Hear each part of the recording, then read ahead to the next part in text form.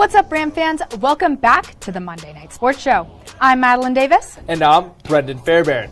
CSU football traveled up to Laramie to take on the Pokes in the 113th Border War. Wyoming entered the weekend sitting at 0-4 in conference play. Did the Rams make it 0-5? We'll let you know. I'm back with another week of missed moments to give you a rundown on an animal running onto the football field that for once isn't a mascot. You won't want to miss it.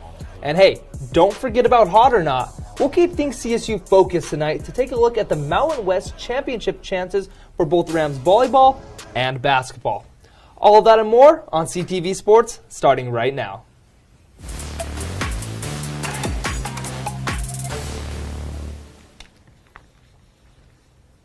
Let's start things off with the matchup you were all waiting for.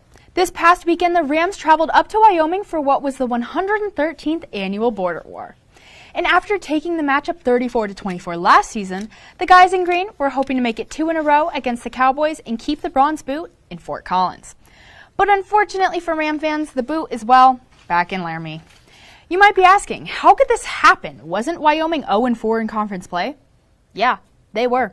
And 2 of those losses came to San Jose State and New Mexico, 2 teams that CSU completely dominated earlier in the season. But some more sloppy defensive play and a lack of red zone offense came around to bite the Rams once again. With no surprise, the Rams started out on top when Todd Centeio found Dante Wright for a 4-yard touchdown that put the Rams up 7-0. But this lead was very short-lived. Not even a minute later, the Cowboys' Levi Williams scored on a 43-yard touchdown scramble to even things out at 7. And the second quarter saw much of the same for the Pokes on the ground, when Wyoming's Titus Swen ran 87 yards before getting knocked out at the Colorado State 9. The Cowboys would score 3 plays later on a Valladay 5-yard plunge to give the Pokes a 14-7 lead, one they would never give up. Eventually, the Rams got down to the Wyoming red zone, and it looked like CSU had a chance to even out the game once again. But after 2 incomplete passes and a 5-yard run from David Bailey, the away team settled for a 27-yard field goal. And after the Pokes responded, right back with a chip shot of their own from kicker John Hoyland. The Cowboys sat on top of the Rams 17-10 heading into the second half. About 5 minutes into the third, the Rams had what looked like was going to be their most promising drive yet, after going 62 yards on 5 plays to set them up at the Wyoming 11. Once again, it looked like the green and gold were going to tie this one up. But like they've done all season, CSU couldn't take advantage of star tight end Trey McBride in the red zone, resulting in 3 unsuccessful run attempts and a missed 24-yard field goal attempt from Caden Camper. This missed field goal seemed to really demoralize this Rams team, and things unraveled quite quickly, with the Cowboys going on to score 2 more touchdowns throughout the rest of the matchup, and pick off CSU QB Todd Centeio twice, number 7's first multi-interception game as a Ram. In the end, the Pokes ended on top with a score of 31-17, completely running away with the W. Literally. Wyoming had a total of 385 rushing yards on 57 attempts for an average of 6.8 yards per rush, when compared to CSU's mere 170 on 35 carries. And it wasn't only the lack of red zone offense that hurt the Rams on Saturday. A total of 7 penalties for 75 yards also played a major role towards the loss, a completely unacceptable stat for this Colorado State team, which gave Wyoming even more momentum. After the rivalry defeat, CSU hopes that they can bounce back when they take on fellow in-state conference rivals, Air Force, at home on Saturday for Military Appreciation Day. Well, Brendon, you weren't at the game, but I was, and let me tell you, honestly, it was kind of embarrassing. Thankfully, I was not at that game. 385 rushing yards. That blows my mind. That is the most embarrassing stat I have ever read on this show. Honestly, it was. Every time I look over, just there's Wyoming, and no one's going after them. Imagine what Air Force is going to do to them. I know. I can only imagine. I'm scared. I'm scared for the Rams. I really am. But now on to a winning program in CSU. The Rams extended their home win streak to 8 consecutive sweeps in a row following their win against the San Jose State Spartans on Saturday. 3-0. This dominant victory wasn't just any other conference match either. It was a big one for CSU, putting the Spartans 2 games behind the Rams in the Mountain West standings with only 4 games left. To start the afternoon off, the first set couldn't have gone any better for CSU as they cruised by San Jose State with a double-digit victory, thanks to 16 kills, 6 service aces, and a .286 hitting percentage. On the bounce back, though, SJSU brought the defense on round number 2 with 4 blocks, but their 8 attack errors is what led to their downfall, allowing CSU to hang in there and eventually take the lead, winning by 3. And after that, it was all Colorado State, closing out the sweep soundly with 19 kills, 3 blocks, and an impressive .486 hitting percentage, leaving no doubt who the better team was on Saturday. In this one, it's needless to say that CSU played a lot more disciplined than the Spartans, with only 17 errors compared to the Spartans' 29. And on offense, they were way more aggressive with attacking the ball, as they had 16 more kills than San Jose State. Overall, though, the biggest difference on Saturday was the hitting percentage and assists. The Rams posted a .380 hitting percentage with 44 assists, while the Spartans only went for a .194 hitting percentage and 31 assists. CSU's offense was led by sophomore Kennedy Stanford, who put up a .406 hitting percentage and an impressive 16 kills, only 3 behind her season best of 19. And junior outside hitter Annie Sullivan wasn't far behind her with 13 kills and 3 digs of her own. Sophomore middle blocker Karina Lieber also contributed to the success, hitting a .538 with a 9 spikes. Looking ahead, the Rams travel to Laramie tomorrow to take on the University of Wyoming Cowgirls in the second edition of this year's border war between the net. The last time these two rivals played, CSU swept them at home back in late September, and on Tuesday, the Rams should dominate the Cowgirls once again as they are 8th in the Mountain West and only 6-8 in conference play. After this win over a solid Spartan team, Coach Hilbert's squad looks to carry this momentum into the final games of the regular season and into the Mountain West Championship, where they look to make it back to the NCAA tournament.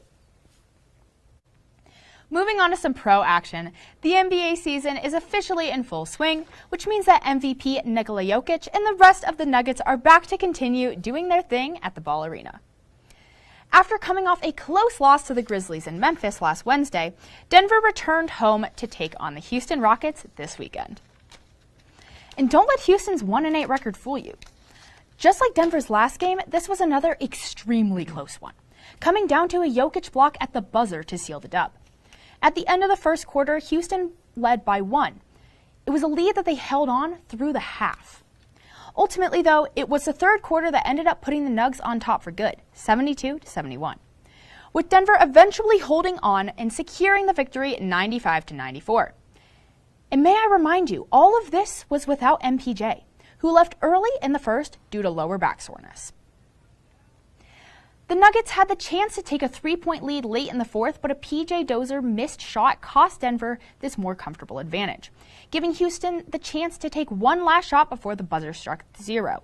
But thanks to the massive 6'11" stature of Nikola Jokic, the Rockets were unable to get the clean shot off. The MVP was later mobbed on the court by his teammates after the game-sealing play, and the Serbian star said this about it after the game. Actually, if you see, the block went up. I didn't even block it, so I kind of. I think I actually kind of hit it when I was jumping. So I think it was not actually, but maybe a little like a poke. I poked the ball.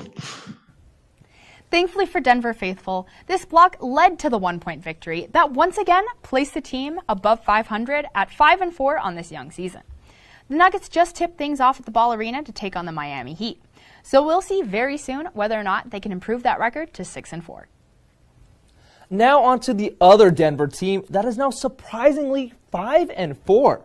The Denver Broncos dominated the Dallas Cowboys in Arlington yesterday to a score of 30-16, and the final score was a lot closer than what the game actually was, with Dallas scoring 2 garbage time touchdowns in the final 6 minutes to make things look way better for the home team. Throughout the first 3.5 quarters, a Broncos defense that was missing Bradley Chubb, a newly traded Von Miller, Bryce Callahan, and I can name so many more names, shut out the #1 offense in the league, holding Dak Prescott, the NFL leader in completion percentage, to only 19 completed passes on 39 attempts and 232 yards through the air. And on the other side, the run game for Dallas was also non-existent, with only 78 yards on the afternoon. Rookie Jonathan Cooper also looked like Von Miller on the field with 2 sacks on an evasive but probably still rusty Dak Prescott. What was even more impressive than the Broncos' defense, though, was their offense. Bridgewater had 249 passing yards and a beautiful 44-yard touchdown bomb to Tim Patrick to go along with 0 turnovers. And Javonte Williams turned in the best game of his young career with 111 rushing yards on 17 carries. Melvin Gordon had a really efficient game as well, with 80 yards on the ground and a touchdown. At wideout, Tim Patrick and Jerry Jeudy were the main stars, terrorizing the Cowboys secondary for a combined 154 receiving yards and a score. The Broncos beating Dallas came as a surprise to many people, even including myself.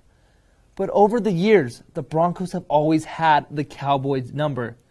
Listen to this obscure stat. The last time Dallas beat Denver was back in 1995, when they were in their heyday with Michael Irvin, Troy Aikman, and Emmitt Smith when they won their last Super Bowl. With this victory and the Giants beating the Raiders, the AFC West is very much up for grabs, with every team having at least 5 wins now. The Broncos can regain control of the division if they capitalize on these next 2 home games against the Eagles and Chargers. Madeline, I really think they can beat the Eagles coming in. They gave up a lot of rushing yards to Austin Eckler. He even iced the game for them, and if they could beat the Chargers, I hope they could beat the Chargers. I pray they beat the Chargers. They can be first in the AFC West after losing 4 games in a row. Yeah, I don't know. I was honestly, when I saw that they won yesterday, I was put into shock.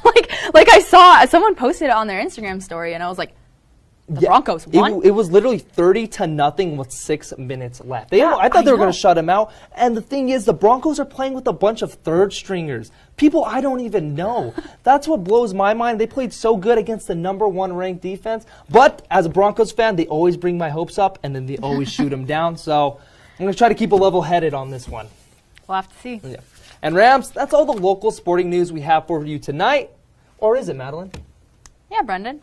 When we come back, I'm back with some more missed moments, including a look at CSU tennis. You won't want to miss it. All of that and more coming up next on CTV Sports.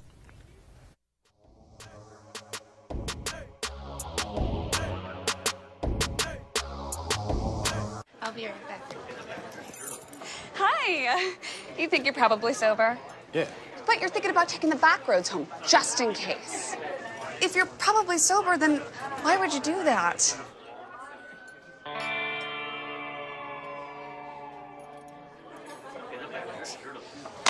Good choice. Probably okay isn't okay. If you see a warning sign, stop and call a cab, a car, or a friend. That's a full glass of wine. I'll be chatting you later.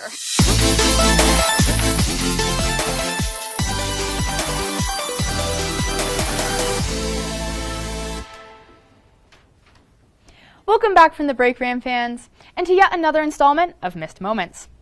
Tonight, let's keep things local and start off with some Rams on the tennis court.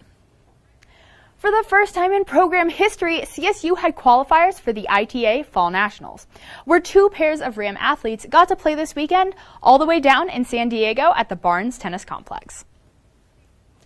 Summer Dalabana and Sarka Riktorova ended up losing a 3-set match 5-7, 7-6, 10-6 in the consolation bracket to end their season off with a record of 7-3, which of course included a tournament final. The other pair of Rams, Radka Bushkova and Matija Mahalovic, ended up losing to the overall top seed 3-6, 2-6 for their only 2nd loss of the entire year. With the exit, the 2 finished the fall at 16-2, in addition to 2 runs to the final round of tournament play. And despite the defeats, this was a very successful run for first-year coach Miley Tran. I mean, she led 6 singles players to winning seasons as well as all 3 doubles teams in what was their best year in program history. What a job. Now that the fall season is done, the Rams pick play back up this coming January when they travel to Arizona for a pair of matches against New Mexico State and ASU down in Tempe. I'm so excited to see how well this squad builds on this newfound momentum. And speaking of ASU, this Saturday the Sun Devils had, well, an unexpected visitor during their game against USC, to say the least. 2 minutes and 37 seconds into the first quarter, a fox, that's right, a fox, ran onto the field at Sun Devil Stadium before jumping into the stands to join the student section. After the furry little guy interrupted the action, play stopped to give security time to try and guide this unexpected visitor out of the stadium. Eventually, the fox left the venue and ran off into the distance of the desert. Wonder what he's up to now. And surprisingly, college football isn't unfamiliar to foxes on the field. Earlier in the year, on October 9th, the Texas Longhorns had one run onto the field during their matchup against OU in the Red River rivalry. And finally, I guess I'll go back to the game. ASU went on to win last Saturday's matchup against the Trojans 31-16 after they were the first to score once the Fox left the field, giving them a lead that they would never give up. Maybe a rally fox is what CSU needs. I don't know. We'll see. And with all of that, those are all the missed moments I have for you this week. Now that baseball season is over, I'm really hoping the Rams can pick up that win against Air Force to keep me busy. But don't go away just yet, because Brendon will be right back here for some more waiver wire action after the break.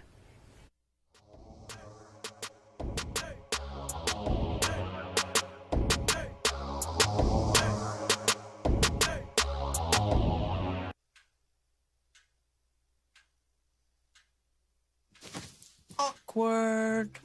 I'm the awkward silence. You try to avoid me, then there I am again. But an awkward silence can be a great thing. Like Tilly here is about to demonstrate. You haven't really been yourself lately. Are you okay? Find out how you can help a friend with their mental health at seizetheawkward.org.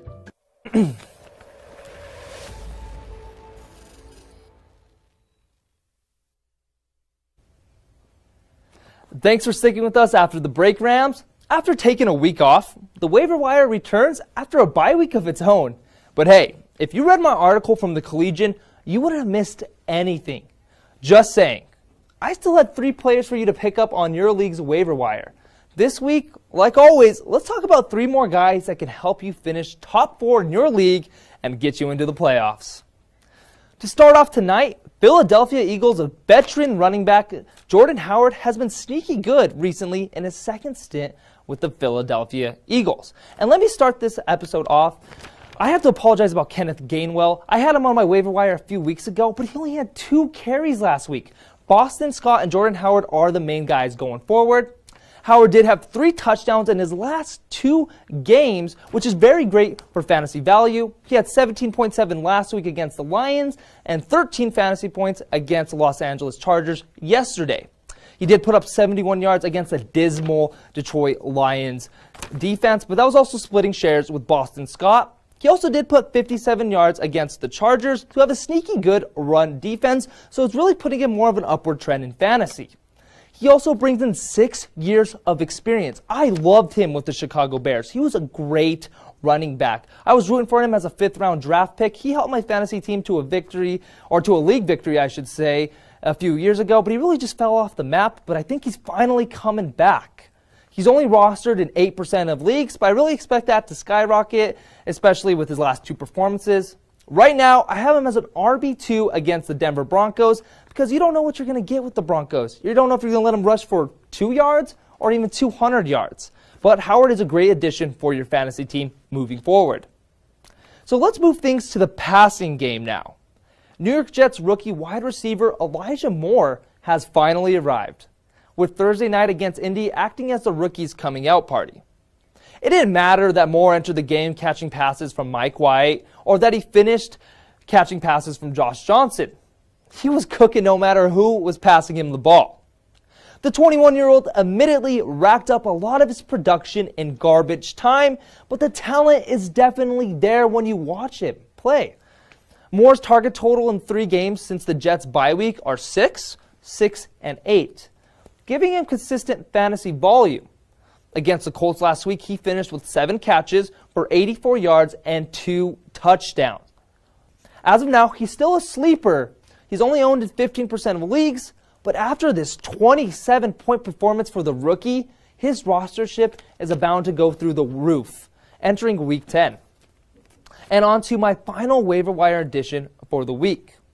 Jacksonville Jaguars tight end Dan Arnold is a name not many of you have watched, but you really should start to. The Jags traded for the young tight end earlier this season, and it's clear that head coach Urban Meyer wants to continue utilizing him heavily in the pass game. In Week 9, in what was a massive upset for the Jags over the Bills, he led the team in targets with 7, catching 4 of them for a team-high 60 yards. And in 2 games since their Week 7 bye, Arnold has 12 catches on 17 targets for a solid 168 receiving yards. His next 2 matchups are admittedly tough ones, as Jacksonville takes on division rival Colts and the San Francisco 49ers, 2 of the top teams in the league when it comes to fantasy points allowed to tight ends. In Week 12, though, he gets a much more favorable matchup when he takes on the Atlanta Falcons. I mean, with how bad that defense in Atlanta is, basically anyone could go off on a given week. As you can see, Arnold is trending towards a low-end tight end 1 with the amount of volume he's seeing at the moment, but it might be worth to keep him on the bench for maybe a few more weeks, unless you really don't have a better option. I just wait to see with Arnold. And Rams, that's all the time I have for this week's edition of the Waiver Wire.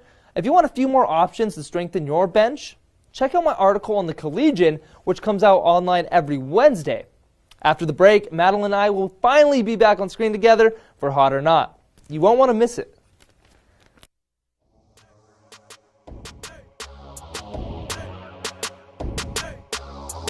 There are 16 million children struggling with hunger in America. That's 1 in 5 daughters, sons, neighbors, and classmates who don't know where their next meal is coming from. Yet billions of pounds of good food go to waste every year. It's time we do something about it. Feeding America is a nationwide network of food banks that helps provide meals to millions of kids and families in need. Visit feedingamerica.org to help them feed even more. Together, we can solve hunger. Together, we're feeding America.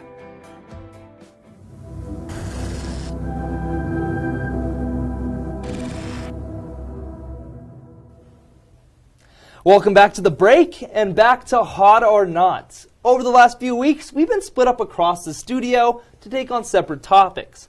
But finally, Madeline and I are back on the same camera to debate some more topics in the world of sports.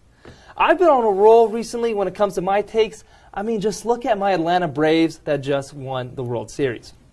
But I'll leave the bragging in the order to save Madeline's feelings. Our 2 takes are pretty similar tonight, thankfully for Madeline. But regardless, let's start off with mine. I feel like CSU men's basketball will easily win the Mountain West. And honestly, they're so good that I don't know how hot of a take this really is. Madeline, do you agree with me on this one? I do. I mean, good. Honestly, like, how can you not agree? Yeah. I mean, although there is like that little part of me that's like, we've been hyping up our basketball team so much and watch them just like. They do deserve it, though. Oh, they do. They definitely do. We aren't the only ones that believe in them, too. They got 11 out of the 20 votes in the media poll. So people are actually believing in them as well. No, rightfully so. No, they are. I know that both David Roddy and Isaiah Stevens were named to the Mountain West preseason all-conference very well deserved. It is. Yeah. Very well deserved. No, they definitely deserve it. I mean, they're 2 outstanding players. And if I'm being honest, the only teams I really see coming in front of them is the Aztecs, Utah State, and Boise State. Yeah. Thank goodness Malachi Flynn does not play for the Aztecs anymore. No, but those are tough ones every year. I mean, in Mountain West, didn't they lose to Utah State last year? Yeah, and then SDSU won it all, that was a sad one. Yeah. Well, because if they would have won Utah State, they made it far in the NIT tournament, though. Yeah, they did. They were 2 points away from making it to the championship. Yeah. So that's very impressive. Yeah. Coach Medved in his 4th year is really, honestly, just improving the team every year. And this team, even through bringing Roddy and Isaiah Stevens, Moores, and Thomas, that was such a good rookie class about 2 years ago. And honestly, this team is just so well-rounded. Like you said, Isaiah Stevens, a great point guard. Kendall Moore, he's your defensive player. He'll lock down any player in the Mountain West. David Roddy, he can do everything. He can play defense, he can get boards, he can put up a double-double, 20 points. He can do whatever you want. He's the best player on that team. Oh, easily. Hands down. No, I read like an article, I think like yesterday about David Roddy and just about how he believes that he's just an all-around player. He just he said that he prefers guard the most, but he said, he's like, I feel like I'm a positionless player. But I think what a lot of people forget about is Adam Thistlewood. He is a great shooter. He's the best shooter at the three-point line, no doubt about it. He can be inconsistent at the arc, but honestly, I think he's the best shooter on the team outside of Isaiah Stevens. Isaiah Stevens is more of a mid, he can shoot from the 2 or the 3. But I really like Thistlewood. I really think he's really underrated in the Mountain West, and I think he's going to have a great senior year. I agree. Yeah. I agree. I think he got some accolades last season. I don't remember exactly what they were, but he got second team all Mountain West. That's what it was. Yeah, I knew he wasn't quite whatever Roddy and Stevens got, but I knew that he was he was like an honorable mention or something. Yeah. And they always, like I said, Isaiah Stevens and David Roddy, they always get the hype, and it's well-deserved, don't get me wrong, but you can't forget about James Moore and Deshaun Thomas. They are great players as well. They really are. They are great centers. They can both switch out. It's just a very young team, and I'm excited how far they can take it. If they can beat Alabama this season, they will be in the top 25, no doubt about it. They're ranked at number 35, or top 30 for sure, in the AP poll. But I really think, 30? Yeah, top 30 in the whole nation. What? Out of every team in America, they are the top 30. And I think if they can beat Alabama in December, no doubt about it, they will be top 25, and they will make the NCAA tournament. Mark my words. I definitely agree with you. I do think they're going to make. They not only will win the Mountain West, but I have them going to the Sweet 16 in the NCAA. I was just going to ask, how far do you think they're going to go? Sweet 16? They made it that far in 2013. I know it was 2013 again, but they lost to Louisville, the number 1 team back then.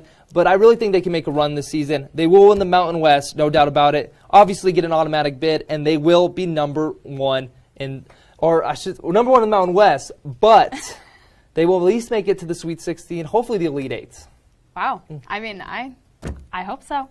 We'll have to see tomorrow, 7:30. I'm excited for that Oral Roberts game. And well, that's all we have for you tonight, Rams. Make sure to tune in tomorrow night for Bleacher Beat with Brandon Cruz, where Brandon makes his return to the camera. Thanks for watching, and we'll be back next week to get you caught up on all the happenings across CSU athletics.